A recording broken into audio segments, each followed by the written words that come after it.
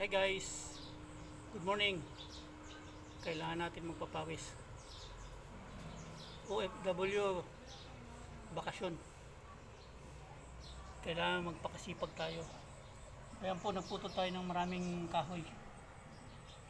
Kasi nagluluto tayo sa kahoy. Pwede naman po sa kahoy pag walang gas. Saka makakatipid ka rin. Maganda rin magluto sa kahoy. Ayan po, marami. Tapos yun, puputulin pa po natin. Tapos ililipid natin.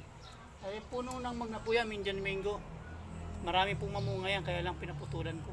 Kasi baka lumaki masyado. Kaya ayan. Ayan po yung pili yun. Pili galing pa ng Bicol yun. Puno ng pili, pinaputulan ko rin. Kasi masyado nang mataas. Ito po, ano to lubi-lubi. Yung galing din ng Bicol yan. Ano po, mataas na siya. Isa lang nabuhay, ang dami niyang bulaklak. Hindi rin po dumandami. Isang puno lang talaga ng buhay. Yung pili naman, marami rin pong bunga. Pero hindi ay bunga. Maraming bulaklak pero hindi rin po nabubuo yung ano niya. Yung bunga niya. Kaya pinutulan ko baka sakali po mamulaklak ulit magkaroon ng bunga. Tsaka dito po lilinisin po natin yan, ang daming dumi. Hindi naman kaya linisin ng misis ko. Siyempre gawain panlalaki po yan.